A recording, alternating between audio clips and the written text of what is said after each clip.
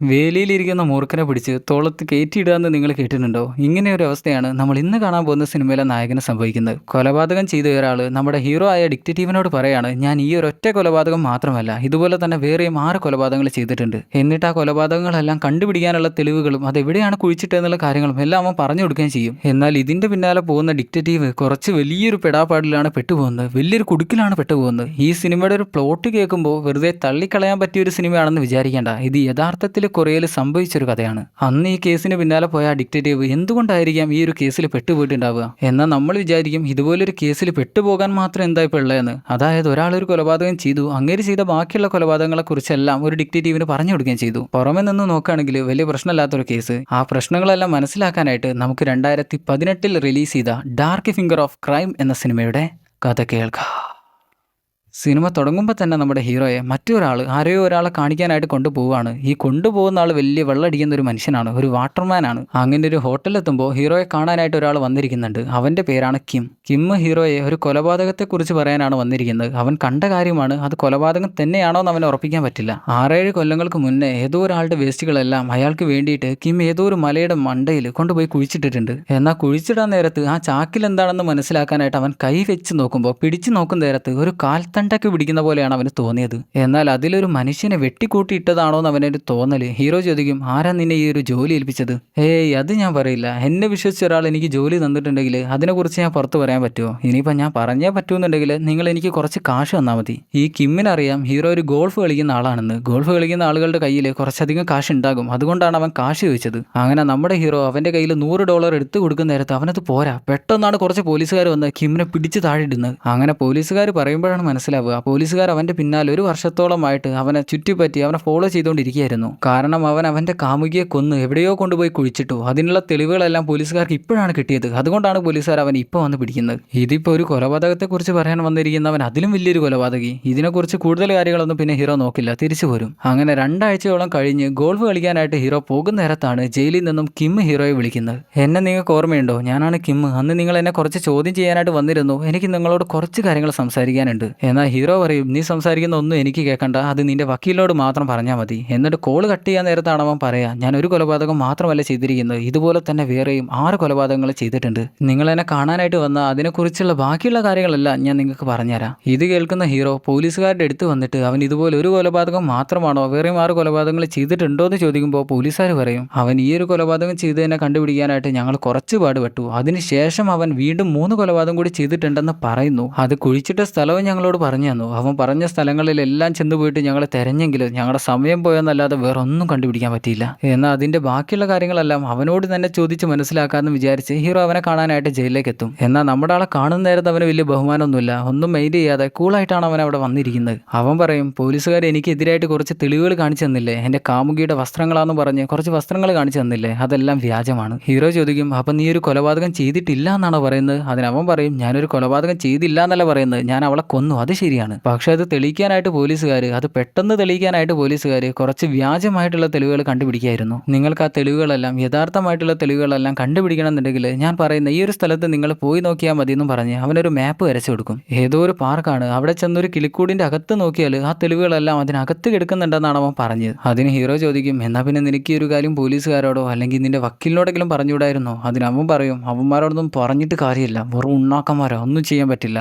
അതുകൊണ്ട് വിശ്വസിക്കാൻ പറ്റുന്ന ഒരാൾ നിങ്ങളേ ഉള്ളൂ. അതുകൊണ്ടാണ് ഞാൻ നിങ്ങളോട് പറഞ്ഞത്. സാധാരണ ഞാൻ ഒരാളെ കൊന്നു കഴിഞ്ഞാൽ അവരുടെ ബോഡി 7 കഷ്ണങ്ങളായിട്ട് പല സ്ഥലങ്ങളിൽ കൊണ്ടുപോയിട്ടാണ് ഞാൻ ഡംപ് ചെയ്യാറ്. പക്ഷേ എൻ്റെ കാമുകിയുടെ കാര്യത്തിൽ ആ ഒരു കാര്യം എനിക്ക് ചെയ്യാൻ പറ്റിയില്ല. അവൾ അതുപോലെ തന്നെ വെട്ടി നുറുക്കാനായിട്ട് ഞാനൊരു കാട്ടിലേക്ക് കൊണ്ടുപോയതായിരുന്നു. പക്ഷേ ആ മഴയത്ത് അവളുടെ കണ്ണുകൾ എന്നെ തുറിച്ചു നോക്കുന്ന പോലെ എനിക്ക് തോന്നി. അതുകൊണ്ട് മാത്രം ഞാൻ അവളെ വെട്ടി നുറുക്കിയില്ല. പക്ഷേ ആ ഒരൊറ്റ കാരണം കൊണ്ടാണ് ഞാനിപ്പോൾ ഇവിടെ ഇരിക്കുന്നത്. ഹീറോ പറയും, എനിക്കറിയേണ്ടത് നീ ചെയ്ത ബാക്കിയുള്ള 6 കൊലപാതകങ്ങളെ കുറിച്ചാണ്. അതിനവൻ പറയും, ആ 6 എണ്ണവും ഞാൻ പറഞ്ഞുതരാം, പക്ഷെ വെറുതെ പറയുന്നതിൽ ഒരു രസമല്ലല്ലോ, നിങ്ങൾ എന്തേലുമൊക്കെ എനിക്ക് ചെയ്തു തരണ്ടേ. അടുത്ത സീനിലെ ഹീറോ അവൻ അവൻ വരച്ചു കൊടുത്ത മാപ്പ് നോക്കിയിട്ട് ആ പാർക്കിലേക്ക് ചെന്ന് നോക്കുകയാണ്. ആ മാപ്പിൽ പോയിന്റ് ചെയ്ത് വെച്ചിരിക്കുന്ന കിളിക്കൂട് കണ്ടുപിടിച്ചിട്ട് അത് മെല്ലെ തുറന്നു നോക്കുന്ന നേരത്ത് അതിനകത്തുണ്ട് അവളുടെ ഡ്രസ്സ്. അവന്റെ കാമുകിയെ കൊന്നു കഴിഞ്ഞപ്പോൾ ആ ഡ്രസ്സുകളെല്ലാം അവൻ ഇവിടെ കൊണ്ടുപോയി ഒളിപ്പിച്ച് വെക്കുകയായിരുന്നു ചെയ്തിരുന്നത്. അതും എടുത്തിട്ട് ഹീറോ അവന്റെ വക്കീലിന്റെ അടുത്തേക്കാണ് ചെല്ലുന്നത്. അവന്റെ വക്കീലാണെങ്കിൽ കിട്ടിയ തെളിവുകളുമായിട്ട് കോടതിയിൽ ചെന്നിട്ട് പറയും, എന്റെ കക്ഷിയെ പോലീസുകാർ ഇല്ലാത്ത തെളിവുകൾ, വ്യാജ തെളിവുകൾ വെച്ചാണ് ഈ കേസിൽ അറസ്റ്റ് ചെയ്തിരിക്കുന്നത്. എന്റെ കക്ഷി ഈ കുറ്റം സമ്മതിച്ചിട്ടും പോലീസ് പോലീസുകാർക്ക് ശരിയായ രീതിയിൽ അവൻ്റെ തെളിവുകളൊന്നും കണ്ടുപിടിക്കാനായിട്ട് പറ്റിയില്ല. ഇതെല്ലാം പോലീസുകാർ ചെയ്തത് അവർക്ക് പ്രൊമോഷന് വേണ്ടിയാണെന്നുള്ളത് പറയാതിരിക്കാൻ പറ്റില്ല. എന്തായാലും ഹീറോ അവനായിട്ട് ആ തെളിവുകളെല്ലാം കണ്ടുപിടിച്ച് കൊണ്ടുവന്നത് കൊണ്ട് തന്നെ കോടതി അവൻ 5 വർഷത്തേക്കുള്ള ശിക്ഷ കുറച്ചു കൊടുക്കുകയാണ് ചെയ്യുന്നത്. ആദ്യം 20 വർഷമായിരുന്നു ശിക്ഷ കിട്ടിയതെന്ന്, അതിപ്പോൾ 15 വർഷമാക്കിയിട്ട് കുറച്ചു കൊടുത്തിട്ടുണ്ട്. ഇത് കേൾക്കുന്ന കിമ്മിനെതിരെ നിൽക്കുന്ന പോലീസുകാരും എതിർഭാഗം വക്കീലും എല്ലാം നമ്മുടെ ഹീറോയെ നോക്കി ചീത്ത പറയുന്നുണ്ട്, പഴി പറയുന്നുണ്ട്. എന്തായാലും നമ്മുടെ ഹീറോ അവിടെ നിന്ന് നേരെ കിമ്മിനടുത്തേക്ക് തന്നെയാണ് വരുന്നത്. അവൻ ഇതുവരെ ചെയ്ത കൊലപാതകങ്ങളെല്ലാം നമ്പർ ഇട്ടുകൊണ്ട് ഹീറോക്ക് എഴുതി കൊടുക്കുകയാണ്. അവൻ്റെ കാമുകിയെ കൊന്ന കൊലപാതകം കൂടെ നോക്കുകയാണെങ്കിൽ അവൻ മൊത്തമായിട്ട് 7 കൊലപാതകങ്ങൾ ചെയ്തിട്ടുണ്ട്. നിന്റെ ആദ്യത്തെ കൊലപാതകം നീ എന്താണ് ചെയ്തതെന്ന് ചോദിക്കുമ്പോൾ അവൻ പറയും, ഞാനത് ചെറുപ്പത്തിലായിരുന്നു ചെയ്തിരുന്നത്, അതിനെക്കുറിച്ചുള്ള കാര്യങ്ങളൊന്നും എനിക്കിപ്പോൾ ഓർമ്മയില്ല. നമ്മുടെ ഹീറോക്കാണെങ്കിൽ ഈ കേസിന്റെ പിന്നാലെ ഇനി പോകണമെന്നുണ്ടെങ്കിൽ ക്രിമിനൽ ഡിപ്പാർട്ട്മെന്റിലേക്ക് മാറണം. ഹീറോ ഇപ്പോൾ ജോലി ചെയ്തുകൊണ്ടിരിക്കുന്നത് നാർക്കോട്ടിക്സ് വിഭാഗത്തിലാണ്. അതെന്ത് വിഭാഗമാണെന്ന് വെച്ചാൽ മയക്കുമരുന്ന് തടയുക, അതിന്റെ പ്രശ്നങ്ങളെല്ലാം ജനങ്ങൾക്ക് ബോധവൽക്കരിച്ച് കൊടുക്കുക, ഇതെല്ലാം ചെയ്യുന്ന ഡിപ്പാർട്ട്മെന്റിലാണ് ഹീറോ ഇപ്പോൾ ജോലി ചെയ്യുന്നത്. അങ്ങനെ ചീഫിനോടും പറഞ്ഞ് ക്രിമിനൽ ഡിപ്പാർട്ട്മെന്റിലേക്ക് ട്രാൻസ്ഫർ ആക്കി പോകാൻ നേരത്തെ ചീഫ് പറയും, നീ ഇങ്ങനെ ഓരോ ചെയ്യാൻ പറ്റാത്ത തെളിയിക്കപ്പെടാത്ത ഓരോ കേസുകൾക്ക് പിന്നാലെ പോയിട്ടാണ് നിനക്ക് പ്രൊമോഷൻ ഒന്നും കിട്ടാത്തത്. നിന്റെ കൂടെ ജോലി ചെയ്തിരുന്ന മണ്ടന്മാർ വരെ ഇപ്പോൾ പ്രൊമോഷൻ കിട്ടി വലിയ വലിയ പൊസിഷനിലാണ് നിൽക്കുന്നത്. നിനക്ക് ഇനിയെങ്കിലും ഒന്ന് മാറണ്ടേ? നമ്മുടെ ആളാണെങ്കിൽ ഉറപ്പിച്ചു കഴിഞ്ഞു ഈ കൊലപാതകങ്ങളെല്ലാം എങ്ങനെയെങ്കിലും പുറത്തു കൊണ്ടുവരും എന്നുള്ള കാര്യം. അങ്ങനെ ക്രിമിനൽ ഡിപ്പാർട്ട്മെന്റിലെത്തി അവിടെയുള്ള ചീഫിന്റെ അടുത്ത് ചെന്ന് പറയും, പോലീസിൽ പിടിക്കപ്പെട്ട കിം എന്ന വ്യക്തി അവൻ പണ്ട് ചെയ്തിരുന്ന കൊലപാതകങ്ങളെല്ലാം എന്നോട് പറഞ്ഞിട്ടുണ്ട്, അതെല്ലാം കണ്ടുപിടിക്കാനായിട്ട് നിങ്ങൾ എനിക്ക് അനുവാദം തരണം. ചീഫ് പറയും, ഇത്രയും കാലമായിട്ട് ഈ കേസുകളൊന്നും കണ്ടുപിടിക്കാനായിട്ട് ഞങ്ങൾ പോയിട്ടില്ല. ഇപ്പോൾ വരത്തനായിട്ടുള്ള നീ ഈ ഡിപ്പാർട്ട്മെന്റിലേക്ക് കയറി വന്ന് ഈ കേസുകളെല്ലാം കണ്ടുപിടിച്ചാൽ ഞങ്ങളെല്ലാം വായിൽ മുള്ളും കുത്തിയിരിക്കുകയെന്ന് പുറത്തുള്ള ആളുകൾ പറയില്ലേ? പിന്നെ ഇതുപോലുള്ള കേസുകൾക്ക് പിന്നാലെ പോവുകയാണെങ്കിൽ കയ്യിലുള്ള എല്ലാം നഷ്ടമാകും. നിനക്കറിയോ, ഇവിടെ സോങ് എന്ന പേരുള്ള ഒരു ഡിറ്റക്റ്റീവ് ഉണ്ടായിരുന്നു. ഒരു സൈക്കോ എന്തെല്ലാമോ കാര്യങ്ങൾ പറഞ്ഞിട്ട് അതിന്റെ പിന്നാലെ അതെല്ലാം അന്വേഷിച്ച് പോയിട്ട് അവൻ്റെ വീടും ഭാര്യയും സ്ഥലവും എല്ലാം നഷ്ടമായി. അവനിപ്പോൾ ഏതോ ബിൽഡിങ്ങിന്റെ അടിയിൽ പാർക്കിങ്ങിൽ പാർക്ക് ചെയ്യുന്ന ആളായിട്ട് ജോലി ചെയ്യാണ്. പക്ഷെ നമുക്കറിയാലോ ഹീറോ ഈ ഒരു കാര്യത്തിനായിട്ട് ഇറങ്ങി തിരിച്ചതാണ്. ഇനി ആർക്കും ഹീറോയെ പിന്തിരിപ്പിക്കാനായിട്ട് പറ്റില്ല. അവിടെ നിന്ന് ഹീറോ നേരെ ചെല്ലുന്നത് കിമ്മ് താമസിച്ചിരുന്ന വീട്ടിലേക്കാണ്. അവിടെ ചെന്ന് ബെല്ലടിച്ചുകൊണ്ടിരിക്കുന്ന നേരം തൊട്ട് താഴെ ഉണ്ടായിരുന്ന അപ്പം വിളിച്ചു പറയും, അവിടെ ചെന്ന് കാറ് ബെല്ലടിച്ചിട്ട് കാര്യമില്ല, അവിടെ ആരും താമസിക്കുന്നില്ല, നിങ്ങൾക്ക് എന്താ വേണ്ട എൻ്റെ അടുത്തേക്ക് വായോ, ഞാൻ പറഞ്ഞുതരാം. അങ്ങനെ അയാളുടെ അടുത്ത് ചെന്ന് ചോദിക്കുന്ന നേരം അയാളാണ് പറഞ്ഞു കൊടുക്കുക, അവിടെ ഉണ്ടായിരുന്ന സ്ത്രീക്ക് 3 മക്കളായിരുന്നു, 2 പെൺകുട്ടികളും ഒരാൺകുട്ടിയും. അവളുടെ കെട്ടിയവനാണെങ്കിൽ വെള്ളടിച്ച് ഏത് സമയത്തും അവളെ വന്ന് അടിക്കുകയായിരുന്നു. അങ്ങനെ ഒരു ദിവസം അവൾ ആത്മഹത്യ ചെയ്യാണ് ചെയ്തിരുന്നത്. അമ്മ ആത്മഹത്യ ചെയ്തതിന്റെ തൊട്ടു പിന്നാലെയായിട്ട് മൂത്ത പെൺകുട്ടി തൂങ്ങി മരിക്കുകയും ചെയ്തു. പിന്നെയുള്ളത് 2 കുട്ടികളാണ്. അതിൽ ഇളയ ചെക്കന് ഇതെടുത്തൊരു കൊലപാതക കേസിൽ പോലീസുകാർ പിടിച്ചാൽ നിങ്ങൾ അറിഞ്ഞു കാണില്ലേ? നിങ്ങൾ അതിന്റെ കാര്യങ്ങളെല്ലാം ചോദിക്കാനല്ല ഇങ്ങോട്ട് വന്നിരിക്കുന്നത്. അങ്ങനെ അപ്പാപ്പൻ ഹീറോക്ക് ആവശ്യമായിട്ടുള്ള എല്ലാ കാര്യങ്ങളും പറഞ്ഞു കൊടുക്കും. ഇനി ജീവനോടെ ഇരിക്കുന്ന ഒരു പെങ്ങൾ കൂടെയുണ്ട്, അവൾ ജോലി ചെയ്യുന്ന സ്ഥലം എവിടെയാണെന്ന് ചോദിച്ച് മനസ്സിലാക്കി അവളോട് കുറച്ച് കാര്യങ്ങൾ ചോദിക്കാനായിട്ട് ഹീറോ ചെല്ലും. കിമ്മിനെ കുറിച്ച് ചോദിക്കുന്ന നേരത്ത് അവൾ പറയും, ഞങ്ങളുടെ വീട് പുതുക്കി പണിയാനായിട്ട് കുറച്ച് കാശ് ഞങ്ങൾ ലോൺ എടുത്തിരുന്നു, എന്നാൽ ആ കാശെല്ലാം അവൻ ചൂത് കളിക്കാനായിട്ട് കൊണ്ടുപോയി നശിപ്പിച്ചു. പിന്നെ ഒരിക്കൽ ഞാൻ ഇനി മുതൽ മീൻ പിടിക്കാൻ പോകുകയാണെന്നും പറഞ്ഞ് അവൻ ഇറങ്ങിപ്പോയി. പിന്നെ ഒരിക്കലും ഞാൻ അവനെ കണ്ടിട്ടില്ല, അവനിപ്പോൾ ജീവിച്ചിരിക്കുന്നുണ്ടോ എന്ന് പോലും എനിക്കറിയില്ല. അവിടുന്ന് ഹീറോ നേരെ ചെല്ലുന്നത് അവൻ 3ാമത് കൊല ചെയ്തിരുന്ന പാർക്ക് എന്ന മനുഷ്യന്റെ വീട്ടിലേക്കാണ്. ആ വീട് കാണിച്ചു കൊടുക്കുന്നത് ആ വാട്ടർമാനാണ്, ആ വെള്ളം കുടിക്കുന്ന മനുഷ്യനില്ലായിരുന്നോ സിനിമയുടെ തുടക്കത്തിൽ നമ്മൾ കണ്ടിരുന്ന അങ്ങേരാണ് ആ പാർക്കിന്റെ വീട് ഹീറോക്ക് കാണിച്ചു കൊടുക്കുന്നത്. ഹീറോ അങ്ങോട്ട് കയറി ചെല്ലുന്ന നേരം തന്നെ പുറത്ത് പെരുത്തൊരു മനുഷ്യൻ നിൽക്കുന്നുണ്ട്. അതൊരു സാധാരണ വീട് മാത്രമല്ല, അതിനകത്ത് ചൂതുകളിയാണ് നടക്കുന്നത്. ഞാൻ പാർക്കിനെ കാണാനായിട്ട് വന്നാന്ന് പറയുമ്പോൾ അയാൾ പെട്ടെന്ന് തന്നെ ഡോറ് തുറന്ന് കൊടുക്കുകയും ചെയ്യും. ഹീറോ അകത്ത് ചെന്ന് നോക്കുന്ന നേരത്താണ് മരിച്ചെന്ന് പറയുന്ന പാർക്ക് അവിടെ ജീവനോട് ഇരിപ്പുണ്ട്. അങ്ങനെ അയാളോടും സംസാരിച്ച് ഹീറോ തിരികെ കിമ്മിന്റെ അടുത്തേക്ക് വന്ന് പറയും, നീ മരിച്ചെന്ന് പറയുന്ന ആള് അവിടെ സന്തോഷമായിട്ട് ജീവിച്ചിരിപ്പുണ്ട്, നീ എന്തിനാണ് എന്നോട് കള്ളം പറഞ്ഞേ? കിമ്മ് പറയും, ഞാൻ കള്ളം പറഞ്ഞല്ല, ഞാൻ കൊല്ലാൻ വെച്ചിരുന്നയാളെയും പിന്നെ കൊന്നയാളെയും തമ്മിൽ എനിക്ക് മാറിപ്പോയി, അതുകൊണ്ട് ഞാൻ പറഞ്ഞ തെറ്റിപ്പോയതാണ്. അതുകൊണ്ട് ഞാൻ മറ്റൊരു കൊലപാതകത്തെ കുറിച്ച് പറഞ്ഞുതരാം. പക്ഷേ ഞാനത് പറഞ്ഞു തരണമെന്നുണ്ടെങ്കിൽ നിങ്ങൾ എനിക്കൊരു കണ്ണട വാങ്ങിത്തരണം, അതൊരു അടിപൊളി ബ്രാൻഡാണ് അവൻ ഹീറോയോട് ചോദിക്കുക. എന്തായാലും ഹീറോ അതിന് സമ്മതിക്കും. അങ്ങനെ കിമ്മ് പറയാൻ തുടങ്ങും, ഞാൻ 2006 ടാക്സി ഡ്രൈവർ ആയിരുന്നപ്പോൾ ഒരു സ്ത്രീയെ കൊന്നിരുന്നു. അന്നേരം ഹീറോ കയറി ചോദിക്കും, നീ 2006 2008 ടാക്സി ഡ്രൈവർ ആയിരുന്നു, അങ്ങനെയാണല്ലോ നീ നേരത്തെ എന്നോട് പറഞ്ഞിരുന്നത്. സോറി എന്നോട് വർഷം തെറ്റിപ്പോയതാണ്, ഞാൻ 2008 ആ സ്ത്രീയെ കൊന്നിരുന്നത്. എന്നിട്ട് ആ ബോഡി എവിടെയായിരുന്നു കുഴിച്ചിട്ടതെന്ന് കിം ഒരു പേജിൽ ഹീറോക്ക് വീണ്ടും വരച്ചു കൊടുക്കും. അത് വാങ്ങുന്ന നമ്മുടെ ആൾ പറയും, ഇതും നീ കാണിച്ചിരുന്നത് ശരിയല്ലെങ്കിൽ പിന്നെ ഈ പരിപാടി ഞാൻ നിർത്തും. എന്തായാലും ഹീറോ അവന്റെ കയ്യിൽ നിന്ന് ആ പേജും വാങ്ങിയിട്ട് ആ ബോഡിയും തിരഞ്ഞിറങ്ങും. ഒരു കുടുംബ ശ്മശാനത്തിലാണ് അവൻ ആ ബോഡി കൊണ്ട് കുഴിച്ചിട്ട് വെച്ചിട്ടുള്ളത്. എന്തായാലും ഹീറോ തിരഞ്ഞ് ആ കറക്റ്റ് സ്പോട്ടിൽ നിന്ന് എത്തും. പക്ഷെ അവിടെ കുഴിച്ചു നോക്കണമെന്നുണ്ടെങ്കിൽ ഗവൺമെന്റിന് അനുമതി വാങ്ങണം, അതിനാണെങ്കിൽ കുറച്ച് പോലീസുകാരുടെ ആവശ്യമുണ്ട്. പക്ഷേ ഇവിടെ വന്ന് ബോഡി കുഴിച്ചു നോക്കുമ്പോൾ ഇവിടെ ബോഡി ഉണ്ടോ ഇല്ലേ എന്നുള്ളതെല്ലാം ഒന്ന് ഉറപ്പിക്കണമല്ലോ. അതുകൊണ്ട് തന്നെ അവൻ പണ്ട് ടാക്സിയിൽ ജോലി ചെയ്തിരുന്നെന്ന് പറഞ്ഞിരുന്നല്ലോ, ആ ടാക്സി ഏജൻസിയിൽ വന്നിട്ട് ഇതുപോലെ ഇവൻ ജോലി ഇവിടെ എടുത്തിരുന്നോ എന്നുള്ള കാര്യം ഹീറോ ചോദിക്കും. അയാൾ പറയും, വർഷം എന്നോട് ചോദിക്കരുത്, അവൻ ജോലി എടുത്തിരുന്ന കാലഘട്ടമൊക്കെ എനിക്ക് ഓർമ്മയുണ്ട്. ഹീറോ ചോദിക്കും, അവൻ അവസാനമായിട്ട് കണ്ട ദിവസം നിങ്ങൾക്ക് ഓർമ്മയുണ്ടോ? ഓ എനിക്ക് ഓർമ്മയുണ്ട്, അന്ന് അവൻ ടാക്സിയിൽ ഒരു പെണ്ണിനെ ബാറിൽ നിന്ന് ഒരു പെണ്ണിനെ വീട്ടിലേക്ക് കൊണ്ട് ചെന്നാക്കിയിരുന്നു. പക്ഷേ അവൾ കാറിലാകമാനം ഛർദ്ദിച്ചിട്ടു, ടാക്സിയിൽ മൊത്തമായിട്ട് ഛർദ്ദിച്ചിട്ടത് കൊണ്ട് തന്നെ അവൻ തന്നെ ആ കാർ കഴുകി തരികയും ചെയ്തു. അതിനുശേഷം പിന്നെ അവനെ ഇങ്ങോട്ട് കണ്ടിട്ടില്ല. തെരഞ്ഞു പോകാനായിട്ട് ഞാനും പോയില്ല, അവന് ചെറിയൊരു പ്രശ്നമുണ്ട്, അതുകൊണ്ട് കൂടുതലായിട്ടൊന്നും അവനെക്കുറിച്ച് അന്വേഷിക്കാൻ ഞാൻ നിന്നില്ല. ഹീറോ ഇതെല്ലാം കേട്ട് മനസ്സിലാക്കും. പക്ഷെ എന്നിരുന്നാലും അന്ന് മരിച്ച സ്ത്രീ അതാരാണെന്നൊന്നും മനസ്സിലാക്കി എടുക്കണമല്ലോ. അങ്ങനെ കിം അന്ന് ജോലി ചെയ്തിരുന്ന സ്പോട്ടിൽ മിസ്സായിരിക്കുന്നവരുടെ ലിസ്റ്റ് എടുത്ത് നോക്കുന്ന നേരത്ത് ജോജോ എന്നൊരു പെൺകുട്ടിയെ അന്ന് മിസ്സായിട്ടുണ്ട്. അവളുടെ വീട്ടിൽ ചെന്ന് നോക്കുമ്പോൾ അവളുടെ മുത്തശ്ശി മാത്രമാണ് വീട്ടിലുള്ളത്, അവൾക്ക് വേറെ ആരുമില്ല. ഹീറോ സംസാരിക്കുമ്പോൾ തന്നെ മുത്തശ്ശിക്ക് മനസ്സിലായി പോലീസുകാരാണ് വന്നിരിക്കുന്നത്. അമ്മച്ചി പറയും അവൾ നല്ലപോലെ പഠിക്കുന്ന കുട്ടിയായിരുന്നു, നല്ലപോലെ നീന്താറും ഉണ്ടായിരുന്നു, അവൾ നീന്തുന്നത് കൊണ്ട് തന്നെ അതിനായിട്ട് ഞങ്ങൾ ഇഷ്ടം പോലെ കാശും ചെലവാക്കിയിരുന്നു. പക്ഷേ പെട്ടെന്നൊരിക്കലാണ് ഇതെല്ലാം സംഭവിക്കുന്നത്. എനിക്ക് അവൾ ജീവനോട് ഉണ്ടോ ഇല്ലേ അത് മാത്രം ഒന്ന് അറിഞ്ഞാൽ മതിയായിരുന്നു. അവൾ എന്നോട് പറഞ്ഞിരുന്നു അവളൊരു തുണി ഷോപ്പിൽ ജോലി ചെയ്യായിരുന്നു എന്നാണ്. പക്ഷേ പോലീസുകാർ പറഞ്ഞത് അവൾ ബാറിലാണ് ജോലി ചെയ്യുന്നതെന്നാണ്. എന്തൊക്കെയാണ് അവർ പറയുന്നതെന്നൊന്നും എനിക്കറിയില്ല. എനിക്ക് ഇതിൻ്റെ സത്യാവസ്ഥയൊക്കെ ഒന്ന് അറിഞ്ഞാൽ കൊള്ളാമെന്നുണ്ടായിരുന്നു. അപ്പോഴാണ് 2008 അവിടെ എന്തായിരുന്നു, അവൾക്ക് എന്തായിരുന്നു സംഭവിച്ചതെന്ന് കാണിക്കുന്നത്. അവൾ ബാറിൽ നിന്ന് വെള്ളം അടിച്ച് പൂസായിട്ട് കിമ്മിൻ്റെ കാറിൽ വന്ന് ടാക്സിയിൽ വന്ന് കയറിയിരിക്കും. അങ്ങനെ വീടും പറഞ്ഞു കൊടുത്ത് പോകുന്ന സമയത്താണ് അവളുടെ ഫോണിലേക്ക് മുത്തശ്ശി വിളിക്കുന്നത്. നീ എവിടെയാണെന്ന് ചോദിക്കുമ്പോൾ അവൾ പറയും ഞാൻ തുണിക്കടയിൽ നിന്ന് ഇപ്പം ഇറങ്ങിയിട്ടേ ഉള്ളൂ, ഞാൻ ഇപ്പം എത്തുമെന്ന്. ഇത് കേൾക്കുന്ന കിമ്മ് ചോദിക്കും ജീവിക്കാനായിട്ട് എന്തൊക്കെ പാടുപെടണം അല്ലേ. അവൾ പറയും നീ നിന്റെ പണി നോക്കിയാൽ മതി, നീ വണ്ടി ഓടിച്ചാൽ മതി. അത് തന്നെയല്ലേ ഞാൻ ചെയ്യുന്നതെന്ന് കിം തിരിച്ചും ചോദിക്കും. പെട്ടെന്നാണ് അവൻ കാർ വേഗത്തിൽ ഓടിച്ച് ഏതോ ഒരു തടാകത്തിന് സൈഡിലായിട്ട് അവളെ ചെന്നിറക്കുക. അവൾ പറഞ്ഞു കൊടുത്ത സ്ഥലമല്ല, എന്നിരുന്നാലും അവൻ്റെ ഈ ഒരു സ്വഭാവം കാണുന്ന സമയത്ത് അവൾ പേടിച്ച് കാറിൽ നിന്ന് പുറത്തിറങ്ങും. അങ്ങനെ അവൾ ഇരുട്ടത്ത് വീട്ടിലേക്ക് തിരിച്ചു നടക്കുന്ന സമയത്താണ് പിന്നാലെ കാറിൽ കിമ്മ് വന്ന് അവൾ ഒരൊറ്റ ഇടിയിരിക്കുന്നത്. പിന്നെ എന്താണ് സംഭവിച്ചതെന്ന് അറിയില്ല.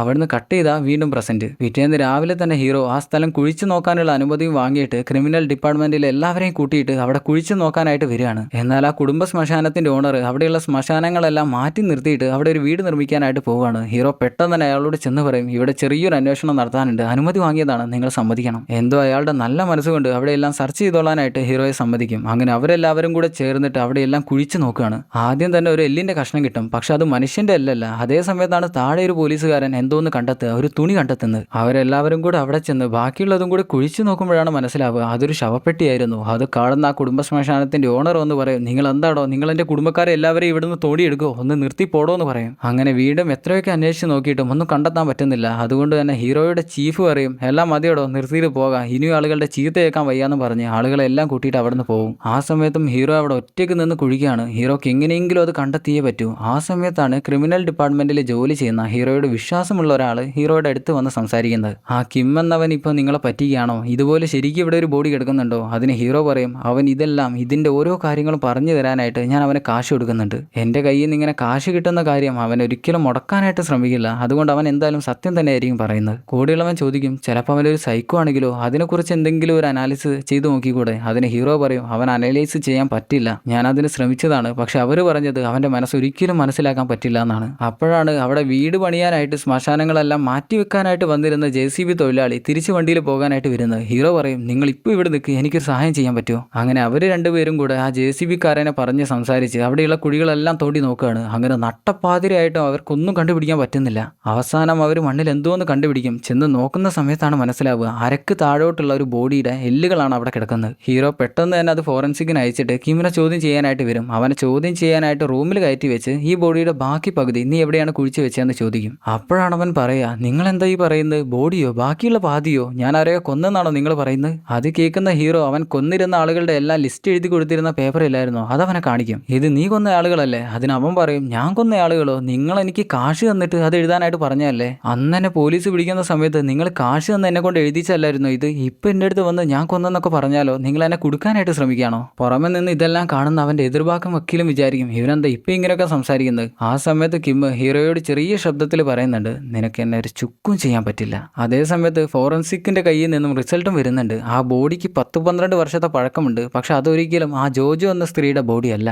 അവിടുന്ന് ഹീറോ നേരെ ചെല്ലുന്നത് ഡിറ്റക്റ്റീവ് സോങ്ങിന്റെ അടുത്തേക്കാണ്. ഹീറോയുടെ ചീഫ് അറിഞ്ഞില്ലായിരുന്നോ ഏതോ ഒരു സൈക്കോ പറഞ്ഞ വാക്കും കേട്ട് അതിന്റെ പിന്നാലെ ചെന്ന് വീടും കുടിലും എല്ലാം നഷ്ടപ്പെട്ടു പോയിരുന്ന ഒരു വക്കീലിന്റെ കഥ. ആ പറഞ്ഞ വക്കീലിന്റെ അടുത്തേക്കാണ് ഹീറോ ചെല്ലുന്നത്. ഇവിടെ സംഭവിച്ച കാര്യങ്ങളെല്ലാം ഹീറോ അയാളോട് തുറന്നു പറയുമ്പോൾ അയാൾ തിരിച്ചു ചോദിക്കും അവൻ നിന്നോട് കാശ് ചോദിച്ചിരുന്നല്ലേ? ഹീറോ പറയും അതെ അവൻ എന്നോട് കാശ് ചോദിച്ചിരുന്നു. സോങ് പറയും ഇങ്ങനെയുള്ളവന്മാരൊക്കെ മണ്ടന്മാരാണെന്ന് നമ്മൾ വിചാരിക്കും, പക്ഷെ അവർക്ക് ഈ കേസിനെ കുറിച്ചുള്ള എല്ലാ കാര്യങ്ങളും അറിയാം. അവൻ ഇപ്പോൾ ഒരു കൊലപാതകത്തിൽ പെട്ടുകിടക്കല്ലേ, അതുകൊണ്ട് ആ കൊലപാതകം അവൻ ചെയ്തു തന്നെയാന്ന് അവൻ സമ്മതിക്കും. എന്നിട്ട് അവൻ വേറെയും 2 കൊലപാതകങ്ങൾ ചെയ്ത കാര്യം വക്കീലിനോടും പോലീസുകാരോടും പറയില്ല, അത് നിങ്ങളെപ്പോലെയുള്ള ആളുകളോടാണ് പറയുക. ആ കൊലപാതകങ്ങൾ എവിടെ വെച്ചാണ് ചെയ്തതെന്നും അതെങ്ങനെയാണ് കണ്ടുപിടിക്കേണ്ടതെന്നും എല്ലാം നിങ്ങൾക്ക് പറഞ്ഞു തരും. അതെല്ലാം കേട്ട് അവൻ്റെ വാക്ക് വിശ്വസിച്ച് നിങ്ങൾ ആ ബോഡികളെല്ലാം കണ്ടുപിടിക്കും. എന്നാൽ ആ സമയത്ത് അവർ പറയാ, ഇതെല്ലാം അവർ ചെയ്ത കൊലപാതകങ്ങളല്ല, ഇതെല്ലാം അവരുടെ പേരിൽ കെട്ടിവെക്കാനായിട്ട് നിങ്ങൾ ശ്രമിക്കുകയാണെന്ന് പറയും. നിങ്ങളുടെ കയ്യിലാണെങ്കിൽ അത് തെളിയിക്കാൻ ആവശ്യമായിട്ടുള്ള തെളിവുകളും ഇല്ല. ആ സമയത്താണ് അവൻ കോടതിയിൽ പറയാം, ഞാൻ ആദ്യം ചെയ്ത കൊലപാതകവും പോലീസുകാർ എന്നെ കൊണ്ട് പറഞ്ഞു ചെയ്യിച്ചതാണ്, ഞാൻ ഒരിക്കലും അങ്ങനെ ഒരു കൊലപാതകം ചെയ്തില്ല, എന്നെ വെറുതെ വിടണമെന്ന് അവൻ കോടതിയിൽ അപേക്ഷിക്കും. പക്ഷെ നമ്മൾ വിചാരിക്കും ജഡ്ജിമാരൊക്കെ കുറച്ചെങ്കിലും വിവരമുള്ള ആളുകളല്ലേ, ഇതൊന്നും വിശ്വസിക്കില്ല എന്ന്. പക്ഷെ നിയമത്തിന്റെ മുന്നിൽ അവൻ എന്തായാലും തീർച്ചയായും നിരപരാധിയാണ്.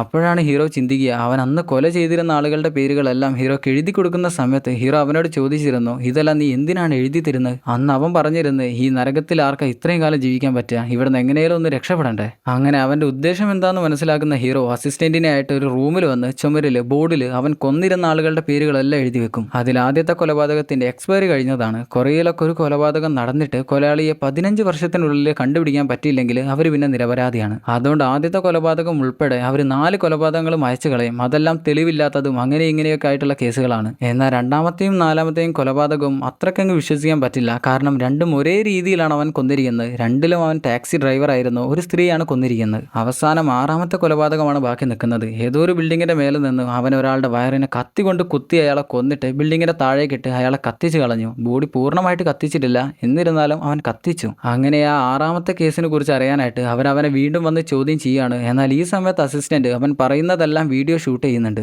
അവൻ എങ്ങനെയായിരുന്നു അയാളെ കൊന്നതെന്ന് വെച്ചാൽ, അവൻ ഏതോ ഒരു ബാറിൽ നിന്ന് വെള്ളമെല്ലാം അടിച്ച് ബോധമൊന്നും ഇല്ലാതെ പുറത്തിറങ്ങുന്ന നേരത്ത് അറിയാതെ ഒരാൾ തട്ടിപ്പോകും. എന്നാൽ അയാൾ മോശമായിട്ട് നിന്റെ കണ്ണെവിടെയാടോ എന്ന് ചോദിച്ചാണ് തിരിച്ചു നടക്കുന്നത്. അത് കണ്ട് ഇഷ്ടപ്പെടാത്ത കിം അവന്റെ പിന്നാലെ ചെന്ന് കത്തിയെടുത്ത് അവന്റെ കഴുത്തിൽ കുത്തി പറ്റാവുന്നത്ര അവന്റെ ബോഡിയിലെല്ലാം കുത്തിയാണ് അവനെ കൊന്നിരിക്കുന്നത്. എന്നാൽ എവിടെ വെച്ച് ആരെയാണ് നീ കൊന്നിരുന്നതെന്ന് ചോദിക്കുന്ന നേരം അവൻ പറയും, ഇതെല്ലാം ഞാനങ്ങ് പറഞ്ഞുതരാം, എന്നാൽ പിന്നെ നിങ്ങൾക്ക് സിമ്പിളായില്ലേ, പക്ഷേ ഞാൻ നിങ്ങൾക്കത് പറഞ്ഞുതരാം, അതിനായിട്ട് നിങ്ങൾ $2000 എനിക്ക് തരണം. അതും പറഞ്ഞ് അവൻ എഴുന്നേറ്റ് പോകാൻ നേരത്ത് ഹീറോ പറയും, ഇവിടെ വന്നിരിക്കി. അതിനവൻ ആദ്യമായിട്ട് ഹീറോയോട് ദേഷ്യപ്പെടും. എന്താ നിങ്ങൾ വിചാരിച്ചേ, കൊലപാതകം എന്ന് പറഞ്ഞാൽ സിമ്പിൾ പരിപാടിയാണോ? ഒരാളെ കൊന്ന് വെട്ടിക്കൂട്ടി എവിടെയെങ്കിലും കൊണ്ടുപോയി കുഴിച്ചിടുന്നത് വരെ നമ്മുടെ ചങ്കിൽ തീ പെട്ട് കിടക്കുന്ന പോലെയാണ്. എന്തായാലും അവൻ കൂടുതലായിട്ടൊന്നും പറയാൻ പോകുന്നില്ല എന്ന് ഹീറോക്ക് മനസ്സിലാകും. അവനോട് ഇത്രയെങ്കിലും പറയിപ്പിച്ചത് ഹീറോ ഇതിനു മുന്നേ ഒരു $2000 കൂടെ അവന് കൊടുത്തിരുന്നു. അവനിപ്പോൾ പിന്നെയും $2000 ചോദിക്കുകയാണ്. എന്തായാലും അവൻ കണ്ടുപിടിക്കാനായിട്ട് വെല്ലുവിളിച്ചതല്ലേ. ഹീറോ കൊറിയയുടെ ആ ഒരു പ്രദേശത്ത് മരണപ്പെട്ട കത്തി കൊണ്ട് കുത്തിയേറ്റ് മരണപ്പെട്ട ആളുകളുടെ എല്ലാം ലിസ്റ്റ് എടുത്ത് നോക്കും. അങ്ങനെ മനസ്സിലാകും 2007-ലും 2010-ലും 2012-ലും ആയിട്ട് 4 പേര് ഇതുപോലെ മരിച്ചു പോയിട്ടുണ്ട്.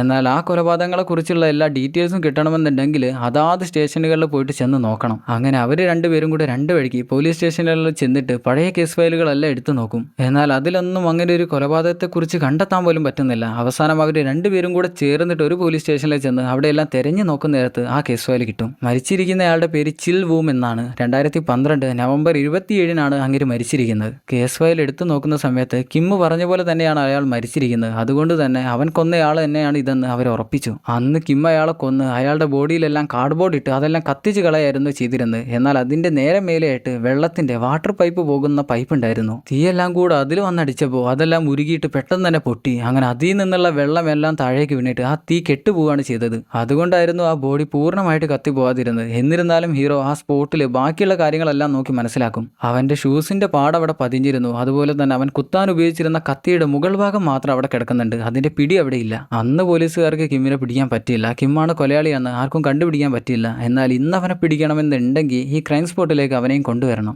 എന്നാൽ ഹീറോ കിമ്മിനെടുത്ത് ചെന്ന് പറയാ, എനിക്കറിയാം നീ 2012 നവംബർ 27-ന് ഒരാളെ കൊന്നിട്ടുണ്ട്. നീ ആകെ ആ ഒരൊറ്റ കൊലപാതകമാണ് ചെയ്തിരിക്കുന്നത്. അല്ലാതെ 6 പേരെ കൊല്ലാനുള്ള കഴിവൊന്നും നിനക്കില്ല. നിനക്കാകെ പറ്റുന്നത് പാവം പെൺകുട്ടികളെ പറ്റിച്ച് അവരുടെ കയ്യിൽ നിന്ന് പൈസ തട്ടിയെടുക്കുക. അതെല്ലാം ചെയ്യുന്ന ഒരു ക്രിമിനലാണ് നീ, അല്ലാതെ സൈക്കോ ആണെന്ന് നീ വിചാരിച്ചോ? നിന്റെ വിചാരം എന്ത്? നീ സൈക്കോയോ? നീ അതിനാണോ കളിക്കുന്നത്? അല്ല മാനസിക രോഗിയോ? നീ ഇങ്ങനത്തെ ഒരു ചുക്കും അല്ലാന്ന് എനിക്കറിയാം. നീ കുറച്ച് കാശ് കിട്ടാനല്ലേ എൻ്റെ പിന്നാലെ നടക്കുന്നത്. എനിക്ക് നിന്റെ ആവശ്യം ഇല്ല. വേണമെങ്കിൽ നിന്റെ അക്കൗണ്ടിലേക്ക് ഞാനൊരു $10 അയക്കാം. അത് വെച്ചിട്ട് എന്തെങ്കിലും ചായയോ കാപ്പിയോ എന്താന്ന് വെച്ചാൽ പോയി കഴിക്കുക. അതും പറഞ്ഞുകൊണ്ട് ഹീറോ തിരിച്ചു വരും. ഹീറോ ശരിക്കും അവൻ്റെ അടുത്തേക്ക് ഒരു ചൂണ്ടയിട്ട് പോയതാണ്. ഇനി അവൻ തിരിച്ചു വിളിച്ചാലേ ബാക്കിയുള്ള കാര്യങ്ങളൊക്കെ മുന്നോട്ട് കൊണ്ടുപോകാനായിട്ട് പറ്റൂ. അസിസ്റ്റന്റ് ചോദിക്കും, അവൻ തിരിച്ചു വിളിച്ചില്ലെങ്കിൽ നമ്മൾ എന്ത് ചെയ്യും? ഒന്നും ചെയ്യാനില്ല. തിരിച്ചു വിളിച്ചില്ലെങ്കിൽ ഈ കേസ് അവിടെ തന്നെ നിൽക്കും. അവൻ തിരിച്ചു വിളിച്ചാലേ എന്തെങ്കിലുമൊക്കെ നടക്കാൻ പോകുന്നുള്ളൂ. അവിടുന്ന് ഹീറോ കിം കൊലപ്പെടുത്തിയ കത്തി കൊണ്ട് കുത്തിക്കൊന്ന ചിൽവുവിന്റെ വീട്ടിലേക്കാണ് ചെല്ലുന്നത്. അവിടെ ചെല്ലുന്ന നേരത്ത് അവന്റെ ഭാര്യ അവിടെ നിൽക്കുന്നുണ്ട്. അമ്മയാണെ മരിച്ചുപോയി. ഈ ഒരു വാർത്ത കേട്ട അന്ന് മുതൽ അവന്റെ അച്ഛനാകെ മാനസികമായിട്ട് തളർന്നും പോയി. നിങ്ങൾ പോലീസുകാർക്ക് എന്ത് ചെയ്യാൻ പറ്റുമെന്ന് അവന്റെ ഭാര്യ ചോദിക്കുന്ന സമയത്ത് ഹീറോ പറയും, നിങ്ങൾക്ക് എന്തായാലും എന്നെ വിശ്വസിക്കാം. അതേസമയത്ത് ജയിലിലാണെങ്കിൽ കിമ്മിന് എങ്ങനെയെങ്കിലും ഹീറോയെ കണ്ടേ കണ്ടേ പറ്റൂ. ഹീറോയെ കണ്ടാലേ അവൻ്റെ പ്ലാനിങ് എല്ലാം മുന്നോട്ട് കൊണ്ടുപോകാൻ പറ്റുള്ളൂ. അതുകൊണ്ട് എങ്ങനെയെങ്കിലും സംസാരിച്ചേ പറ്റൂ എന്നുള്ളൊരവസ്ഥയിൽ എത്തുമ്പോൾ അവൻ ഹീറോയെ തിരിച്ചു വിളിക്കും. നമ്മുടെ ആൾ ചോദിക്കും അന്ന് നടന്നിരുന്ന കൊലപാതകം എങ്ങനെയായിരുന്നു. അന്നേരം അവൻ പറഞ്ഞു കൊടുക്കുന്നത് ഹീറോ അവിടെ നിന്ന് കണ്ട് മനസ്സിലാക്കിയ കാര്യങ്ങൾ തന്നെയാണ്. ഹീറോയാണെങ്കിൽ ഒന്നും അറിയാത്ത പോലെയാണ് ഈ ഒരു കാര്യം ചോദിക്കുന്നത്. അതുകൊണ്ട് തന്നെ അവൻ വളച്ചൊടിച്ച് തിരിച്ചൊടിച്ച് അങ്ങനെയൊക്കെയാണ് കാര്യങ്ങൾ പറയുന്നത്. എന്നിരുന്നാലും അവൻ ഉദ്ദേശിക്കാൻ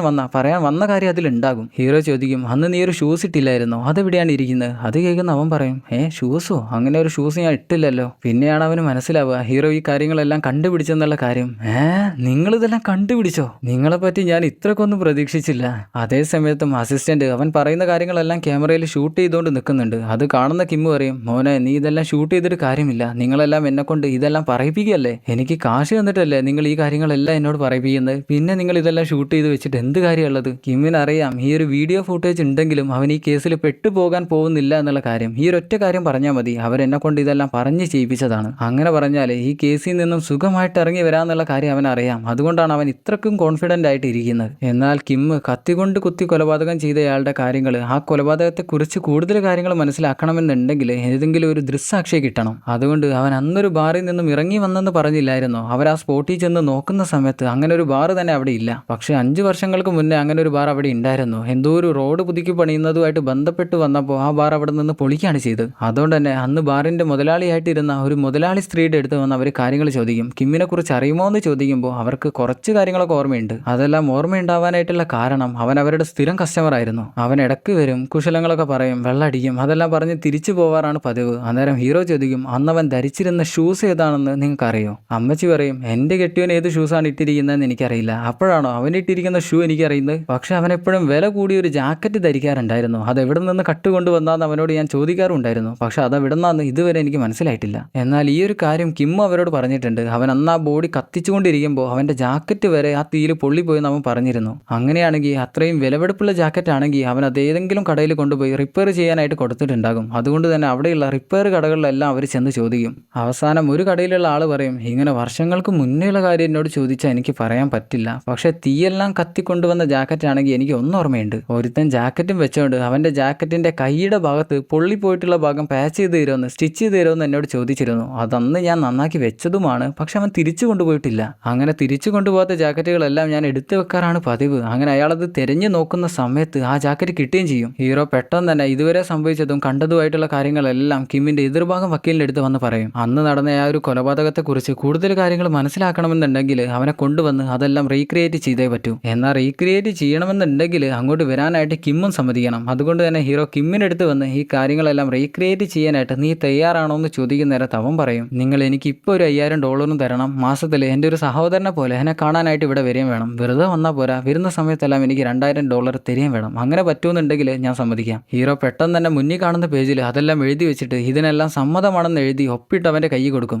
അങ്ങനെ അവനെയായിട്ട് ഹീറോ ക്രൈം സ്പോട്ടിലേക്ക് വരും. കൂടെ തന്നെ കുറേ പോലീസുകാരും ഉണ്ട്. അവനോട് കൊന്ന സ്ഥലം കാണിക്കാനായിട്ട് വരുന്ന നേരത്ത് അവൻ മറ്റൊരു സ്ഥലമാണ് കാണിക്കുന്നത്. അവൻ മറ്റൊരു സ്ഥലത്ത് നിന്ന് അയാളെ കൊന്നാണ് ക്രൈം ഫയലിൽ കാണിക്കുന്ന സ്ഥലത്ത് കൊണ്ടിട്ട് അയാളെ കത്തിക്കുന്നത്. എന്തായാലും ഡമ്മിയെ വെച്ചുകൊണ്ട് അയാൾ എങ്ങനെയാണ് കൊന്നതെന്ന് അവൻ കാണിക്കുന്ന സമയം പറയും ഇതിലൊരു സുഖമില്ല, ശരിക്കുള്ള ആൾ വന്നാൽ ഞാൻ കുറച്ചുകൂടി ഇമ്പാക്റ്റിൽ കാണിച്ചു തരാം. അങ്ങനെ ഒരു പാവത്താൻ പോലീസുകാരനെ മുന്നിൽ നിർത്തിയിട്ട് അവനെ ഇടിച്ച് കുത്തി താഴെ ഇട്ടിട്ട് അയാൾ എങ്ങനെയായിരുന്നു കൊന്നതെന്ന് അവൻ കാണിച്ചു കൊടുക്കും. എന്നാൽ സ്പോട്ടിൽ വെച്ച് അന്നവൻ കുത്താൻ ഉപയോഗിച്ചിരുന്ന കത്തി മാത്രം കിട്ടിയില്ലായിരുന്നു, പിടി കിട്ടിയില്ല. ആ പിടി എവിടാന്ന് ചോദിക്കുന്ന നേരത്ത് അവൻ ഏതോ ഒരു കടലിൽ കൊണ്ടുപോയിട്ടെന്നാണ് പറയാ. ഏതോ ഒരു കടലല്ല, അവൻ്റെ തൊട്ടടുത്തുണ്ടായിരുന്ന ഒരു കടൽ. അങ്ങനെ ആ കടലിനടുത്ത് വന്ന് അതെവിടെയാണ് ഇട്ടതെന്ന് ചോദിച്ച് കുറച്ച് പോലീസുകാരെയും ആ ഒരു സ്പോട്ടിലേക്ക് പറഞ്ഞു വിടുന്നുണ്ട്. അങ്ങനെ പാവം പോലീസുകാരെല്ലാവരും കൂടെ ആ ഒരു സ്പോട്ടിലേക്ക് ബോട്ട് തുഴഞ്ഞു പോകുന്ന സമയത്ത് അവർ വീണെല്ലാം പോകുന്നുണ്ട്. അത് കണ്ട് ഇവിടുന്ന് കിമ്മ് ചിരിയോട് ചിരിയാണ്. എന്നാൽ അവൻ്റെ എതിർഭാഗം വക്കീൽ ഹീറോയോട് ചോദിക്കും അവൻ്റെ ഷൂസിന്റെ സൈസ് എത്രയാ. അന്നേരം ഹീറോ പറഞ്ഞു കൊടുക്കും 11 ആ ക്രൈം സ്പോട്ടിൽ വെച്ച് കിട്ടിയ ഫുട് പ്രിന്റിന്റെ സൈസ് വെച്ച് നോക്കുകയാണെങ്കിലും അതും 11 തന്നെയാണ് സൈസ്. പക്ഷേ പോലീസുകാർ എങ്ങനെയൊക്കെ തെരഞ്ഞു നോക്കിയിട്ടും ആ ഒരു കത്തിയുടെ പിടി കണ്ടുപിടിക്കാൻ പറ്റിയില്ല. സ്കൂബ ഡൈവിംഗുകാരും വന്ന് തെരഞ്ഞു നോക്കി, എന്നാൽ അവർക്കും അതൊന്നും കണ്ടുപിടിക്കാൻ പറ്റിയില്ല. അങ്ങനെ അവനെയായിട്ട് അവിടുന്ന് നേരെ ചെല്ലുന്നത് കോടതിയിലേക്കാണ്. അവൻ ഇന്ന് സത്യങ്ങളെല്ലാം തുറന്നു പറയാൻ പോവുകയാണ്, കുറ്റസമ്മതം നടത്താനായിട്ട് പോവുകയാണ്. ആദ്യം തന്നെ കിം എന്നും കയറുന്ന ബാറിന്റെ കമ്പനി മുതലാളിയായിട്ടുള്ള ആ അമ്മച്ചി വന്നിട്ട് അവനെക്കുറിച്ചുള്ള കാര്യങ്ങളെല്ലാം പറയും. അത് കഴിഞ്ഞിട്ട് അവൻ തയ്ക്കാനായിട്ട് കോട്ട് കൊടുത്തിരുന്ന കടയിലെ മുതലാളിയും വന്ന് അവനെക്കുറിച്ചുള്ള കാര്യങ്ങൾ പറയും. അവസാനമായിട്ട് അന്നായിരുന്നു കണ്ടിരുന്നത്, പിന്നെ ഒരിക്കലും അവൻ ആ കോട്ട് വാങ്ങാനായിട്ട് അങ്ങോട്ട് വന്നില്ല. എന്നാൽ അതെല്ലാം കഴിഞ്ഞിട്ട് കിമ്മിന്റെ വക്കീൽ ഹീറോയെ വിസ്തരിക്കുകയാണ്. എന്റെ കക്ഷിയായ കിമ്മിനെ നിങ്ങൾ സ്ഥിരമായിട്ട് കാണാൻ പോവാറില്ലായിരുന്നോ? പോവാറ് മാത്രമല്ല, അവനായിട്ട് നിങ്ങൾ കാശും കൊടുക്കാറുണ്ടായിരുന്നു. ഹീറോക്കാണെങ്കിൽ ഇതെല്ലാം എതിർത്ത് പറയാനും പറ്റില്ല, ഇതെല്ലാം ചെയ്തിരിക്കുന്ന കാര്യങ്ങളാണ്. അവസാനം കിമ്മിന്റെ വക്കീൽ ഹീറോ കിമ്മിനെ നിർബന്ധിച്ചാണ് ഇതെല്ലാം ചെയ്യിച്ചതെന്ന് ചെയ്തതെന്നുള്ള അവസ്ഥയിലെത്തും. ഹീറോയുടെ ഭാര്യയാണെങ്കിൽ 10 വർഷം മുന്നേ മരിച്ചു പോയതാണ് ഒരു ആക്സിഡന്റിൽ. അതുകൊണ്ട് തന്നെ കിമ്മിന്റെ വക്കീല് ചോദിക്കും, നിങ്ങളുടെ ഭാര്യ 10 വർഷം മുന്നേ മരിച്ചു പോയതല്ലായിരുന്നോ? ആ ആക്സിഡന്റിനെ കുറിച്ച് കൂടുതൽ കാര്യങ്ങളൊന്നും ആർക്കും കണ്ടുപിടിക്കാൻ പറ്റില്ലല്ലോ. എന്തുകൊണ്ട് നിങ്ങൾ ആ കേസിന്റെ പിന്നാലെ പോയില്ല? ഈ ഒരു കേസിൽ മാത്രം നിങ്ങൾ എന്തിനാണ് താല്പര്യം കാണിക്കുന്നത്? ഹീറോക്കാണെങ്കിൽ ഒന്നും സംസാരിക്കാനില്ല. അത് കഴിഞ്ഞ് കിമ്മിനെ ചോദ്യം ചെയ്യുന്ന നേരത്ത് അവൻ പറയും, ഞാൻ ജയിലിലായിരുന്നപ്പോൾ അയാൾ നിരന്തരം എന്നെ കാണാനായിട്ട് വരാറുണ്ടായിരുന്നു. ഈ കേസിനെ കുറിച്ചുള്ള കാര്യങ്ങളെല്ലാം അയാളോട് മാത്രം പറഞ്ഞാൽ മതി, സഹകരിക്കുകയാണെങ്കിൽ കുറച്ച് കാശും തരാമെന്ന് പറഞ്ഞു. ഇതെല്ലാം കേൾക്കുന്ന ഹീറോ പറയും, മരിച്ചിരിക്കുന്നയാൾ ഇഷ്ടം പോലെ കുത്തുകൾ കൊണ്ടാണ് മരിച്ചിരിക്കുന്നത്. ഇവൻ 15 വർഷത്തെ ശിക്ഷയും കഴിഞ്ഞ് പുറത്തിറങ്ങിയാൽ അവൻ അതിന്റെ രസം പിടിച്ച് വീണ്ടും ആളുകളെ കൊല്ലാൻ തുടങ്ങും. അവൻ ഇനിയും ഒരുത്താൻ അങ്ങനെ കൊല്ലാൻ പാടില്ല. അതുകൊണ്ടാണ് ഞാൻ എൻ്റെ ജീവിതം വരെ പണയം വെച്ച് ഈ കേസിന്റെ പിന്നാലെ നടക്കുന്നത്.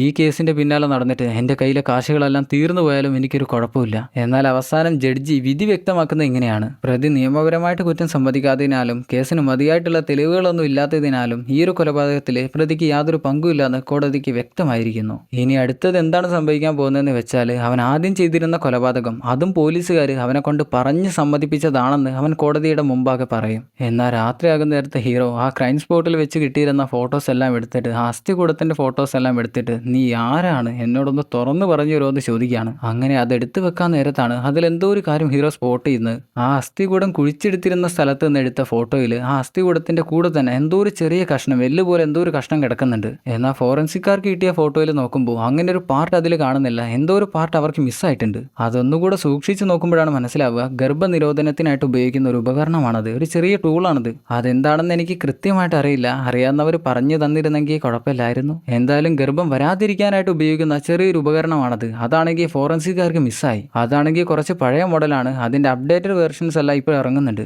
നമ്മുടെ ആൾ പെട്ടെന്ന് തന്നെ അത് വിൽക്കുന്ന കമ്പനിയിലേക്ക് കോൺടാക്ട് ചെയ്തിട്ട് അത് വാങ്ങിച്ച സ്ത്രീകളുടെ പേരുകളെല്ലാം, ആ ലിസ്റ്റുകളെല്ലാം വാങ്ങിക്കും. രാത്രി ഇരുന്ന് അതിൽ പേര് കാണുന്ന ഏതെങ്കിലും സ്ത്രീകൾ മരിച്ചിട്ടുണ്ടോ എന്നറിയാനായിട്ട് ഹീറോ സെർച്ച് ചെയ്ത് നോക്കുകയാണ്. അതിൽ മരിച്ചവരാണെങ്കിൽ അവരെ കുറിച്ചുള്ള ഡീറ്റെയിൽസ് എല്ലാം വരും. അങ്ങനെ ഇരിക്കുമ്പോഴാണ് ഒരു സ്ത്രീയുടെ പേര് വരുന്നത്. അവൾ 2006 മുതൽ മിസ്സിംഗ് ആണ്. ഇതുവരെ കണ്ടുപിടിക്കാനായിട്ട് പറ്റിയിട്ടില്ല. മാത്രമല്ല അവളൊരു ഗൈനക്കോളജിസ്റ്റ് ആണ്. അതുകൊണ്ട് തന്നെ ഹീറോ അവൾ ജോലി ചെയ്യുന്ന സ്ഥലത്ത് വന്ന് അവളുടെ നമ്പർ വാങ്ങിക്കും. അവൾ മരിക്കുന്ന ദിവസം അവളുടെ നമ്പറിലേക്ക് ആരെല്ലാം വിളിച്ചിട്ടുണ്ടെന്നുള്ള ലിസ്റ്റ് എടുത്ത് നോക്കുമ്പോഴാണ് ഒരു നമ്പറിൽ നിന്ന് തന്നെ 7 തവണ ആ ഫോണിലേക്ക് കോൾ വന്നിട്ടുണ്ട്. എന്നാൽ അവസാനമായിട്ട് ആ കോൾ വന്നതിന് ശേഷമാണ് അവൾ മിസ്സാവുന്നു. എന്നാൽ അവളുടെ ഫോണിലേക്ക് വിളിക്കാൻ ഉപയോഗിച്ചിരിക്കുന്ന നമ്പർ ഏതാണെന്ന് നോക്കുമ്പോഴാണ് മനസ്സിലാവുക, കിമ്മിന്റെ പെങ്ങളുടെ ഫോണിൽ നിന്നുമാണ് അതിലേക്ക് കോൾ വന്നിരിക്കുന്നത്. ആ ഗൈനക്കോളജിസ്റ്റ് മിസ്സായിരിക്കുന്ന കാലഘട്ടത്തിൽ കിമ്മിന്റെ കയ്യിൽ ഫോൺ ഇല്ലായിരുന്നു. അവൻ അവന്റെ പെങ്ങളുടെ ഫോൺ ഉപയോഗിച്ചായിരുന്നു ആ നാളുകളെല്ലാം വിളിച്ചോണ്ടിരുന്നത്. അപ്പോഴാണ് ഹീറോക്ക് ഒരു കാര്യം ഓർമ്മ വരുന്നത്, ആ വാട്ടർമാൻ ഇല്ലായിരുന്നോ, വെള്ളം അടിച്ചുകൊണ്ട് നടക്കുന്ന ഒരു മനുഷ്യൻ, ഹീറോക്ക് കിമ്മിനെ കാണിച്ചു കൊടുത്തൊരു മനുഷ്യനില്ലായിരുന്നോ? അങ്ങേര് കിമ്മിന്റെ ഒരു കൂട്ടുകാരനെ കുറിച്ച് ഹീറോയോട് പറഞ്ഞിരുന്നു. ഏതോ ഒരു വലിയ ഹോട്ടലിന്റെ മുതലാളിയുടെ മകനാണ് കിമ്മിന്റെ കൂട്ടുകാരൻ.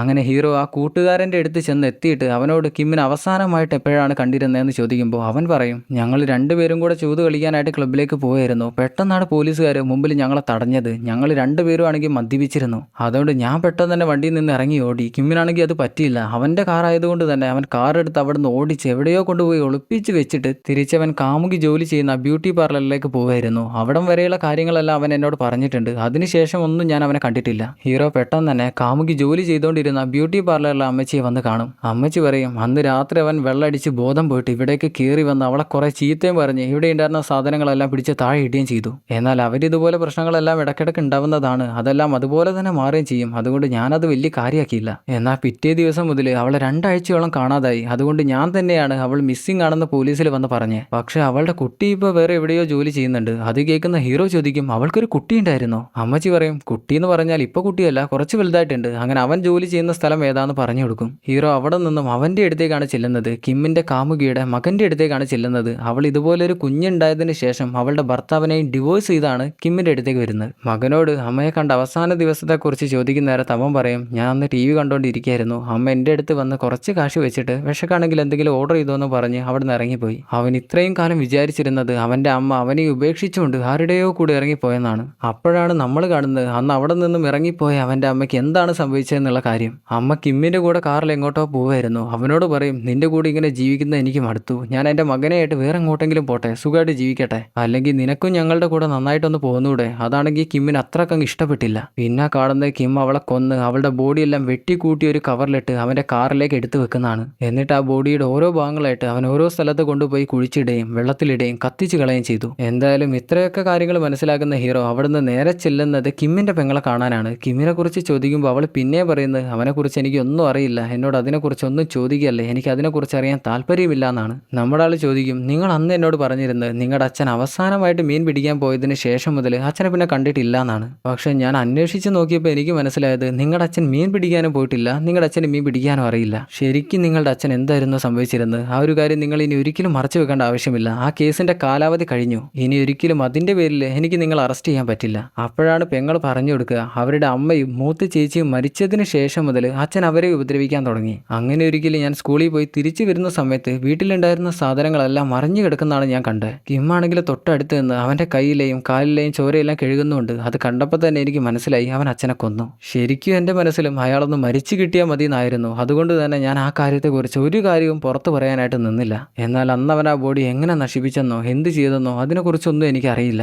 അവിടുന്ന് ഹീറോ നേരെ കിമ്മിനടുത്തേക്കാണ് വരുന്നത്. അവനൊരു സിഗരറ്റും വലിക്കാൻ കൊടുത്തിട്ട് പറയും, നിന്റെ ജീവിതത്തിലെ ഏറ്റവും മോശപ്പെട്ട ദിവസങ്ങൾ ഞാൻ നിനക്ക് പറഞ്ഞുതരാം. ആദ്യത്തേത്, നീ നിന്റെ കൂട്ടുകാരൻ്റെ കൂടെ ക്ലബ്ബിലേക്ക് പോകാൻ നേരത്ത് പോലീസുകാർ നിങ്ങളെ തടഞ്ഞു. അവിടെ നിന്ന് എങ്ങനെയൊക്കെയോ രക്ഷപ്പെട്ട് വന്ന നീ നിന്റെ കാമുകിയോട് ദേഷ്യപ്പെട്ടു. അവൾക്കാണെങ്കിൽ നിന്റെ സ്വഭാവം ഇഷ്ടപ്പെടാതായി വന്നപ്പോൾ നീ അവളെ കൊല്ലുകയാണ് ചെയ്തത്, ശരിയല്ലേ? അത് കഴിഞ്ഞാൽ ഒരു ഗൈനക്കോളജിസ്റ്റ് പെണ്ണ്, അവളുമായിട്ട് നിനക്ക് ബാറിൽ വെച്ചുണ്ടായിരുന്ന ഒരു ബന്ധമായിരുന്നു. പക്ഷെ അവൾക്ക് മറ്റൊരാളുമായിട്ട് ബന്ധമുണ്ടെന്നുള്ള കാര്യം നീ അറിഞ്ഞപ്പോൾ നീ അവളെ കൊല്ലുകയാണ് ചെയ്തത്. അവൾ പ്രഗ്നന്റ് ആയതുകൊണ്ട് തന്നെ അവളുടെ ബോഡിയുടെ പകുതി കട്ട് ചെയ്താണ് നീ എവിടെയോ കൊണ്ടുപോയി ഒളിപ്പിച്ചു വെച്ച്. പക്ഷെ അവൾ നിന്നോട് പറഞ്ഞില്ലേ, അവൾ ഗർഭപ്രതിരോധത്തിനായിട്ട് ഒരു ചെറിയ ടൂൾ ഉപയോഗിക്കുന്നുണ്ടായിരുന്നു. ആ ഒരു കാര്യം നീ അറിഞ്ഞില്ല. പിന്നെ നിന്റെ ആദ്യത്തെ കൊലപാതകം, അതും നിന്റെ അച്ഛൻ അത്രക്കും മോശമായിട്ടുള്ള ഒരു സ്വഭാവം ഇല്ലായിരുന്നുവെങ്കിൽ നിന്റെ അച്ഛനെ നിനക്ക് കൊല്ലേണ്ടി വരില്ലായിരുന്നു. അതിന്റെ പിന്നാലെ തന്നെ ഈ കൊലപാതകങ്ങളൊന്നും നടക്കുകയും ചെയ്യില്ലായിരുന്നു. ഇത് മുഴുവനും കേൾക്കുന്ന കിമ്മു പറയും, ഇതെല്ലാം കൂടെ എനിക്കിട്ടുള്ള ഒരു പണിയാണല്ലോ വരുന്നത്. ഇത് കേൾക്കുന്ന ഹീറോ പറയും, നീ ഇപ്പോൾ വിചാരിക്കുന്നുണ്ടാവും ഈ കേസെല്ലാം കണ്ടുപിടിച്ചിട്ട് എനിക്കെന്താ കിട്ടാൻ പോകുന്നതെന്ന്. എനിക്കല്ല, ഇതിൽ മരിച്ചുപോയ ആളുകൾക്കെല്ലാം നീതിയാണ് കിട്ടാൻ പോകുന്നത്.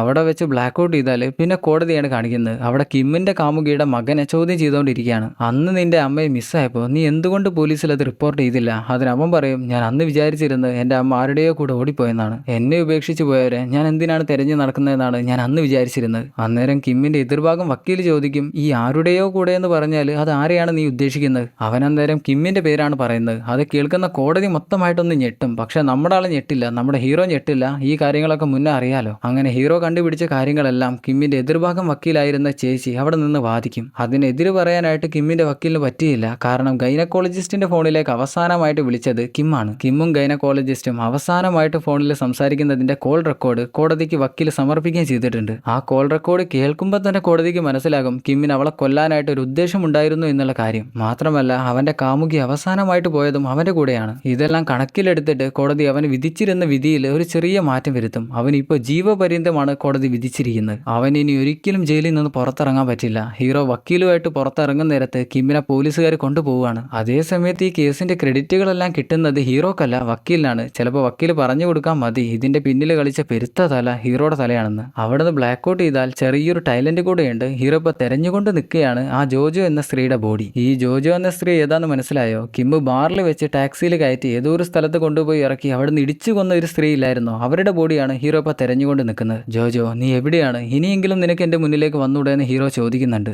അവിടെ നിന്ന് കട്ട് ചെയ്താൽ ഹീറോ 2018 മുതൽ കിമ്മ് ചെയ്തിരുന്ന ബാക്കി കൊലപാതകങ്ങളെ കുറിച്ചുള്ള കാര്യങ്ങളെല്ലാം കണ്ടുപിടിക്കാനായിട്ട് ഇറങ്ങിത്തിരിച്ചു. അതേസമയത്ത് കിമ്മാണെങ്കിൽ ജയിലിൽ ശിക്ഷ അനുഭവിച്ചുകൊണ്ടിരിക്കുന്ന കാലഘട്ടത്തിൽ തന്നെ ആത്മഹത്യ ചെയ്തു. അതിനുശേഷം ഹീറോ ആ കൊലപാതക പരമ്പരകളെല്ലാം മുഴുവനാക്കിയോ എന്നുള്ള കാര്യം ഈ ഒരു സിനിമയിൽ പറയുന്നില്ല. എന്തായാലും അവിടെ വെച്ച് ഡാർക്ക് ഫിംഗർ ഓഫ് ക്രൈം എന്ന സിനിമ അവസാനിക്കുന്നു. സിനിമ എല്ലാവർക്കും ഇഷ്ടപ്പെട്ടെന്നാണ് വിചാരിക്കുന്നത്. കൊലയാളികൾ കേസിൽ രക്ഷപ്പെടാനായിട്ട് ഇതുപോലൊരു ടെക്നിക്ക് ഉപയോഗിക്കുന്നുണ്ടായിരുന്നു എന്നുള്ളൊരു കാര്യം എനിക്കൊരു പുതിയ അറിവായിട്ടാണ് തോന്നിയത്. ഈ ഒരു കാര്യം നിങ്ങൾക്ക് എങ്ങനെയായിരുന്നു എന്നത് കമൻറ്റ് ചെയ്തിരുന്നെങ്കിൽ കൊള്ളാമായിരുന്നു. എന്തായാലും നമ്മൾ ഇന്ന് കണ്ട സിനിമ ഇഷ്ടപ്പെട്ടവർ മറക്കാതെ ഒന്ന് ലൈക്ക് ചെയ്യണേ. ചാനൽ സബ്സ്ക്രൈബ് ചെയ്യാത്തവർ മറക്കാതെ ഒന്ന് സബ്സ്ക്രൈബും കൂടെ ചെയ്യണേ. എന്നാൽ പിന്നെ നല്ലൊരു സിനിമയായിട്ട് അടുത്ത വീഡിയോയിൽ കാണുന്നവരെ Tata bye bye. Film chronicle.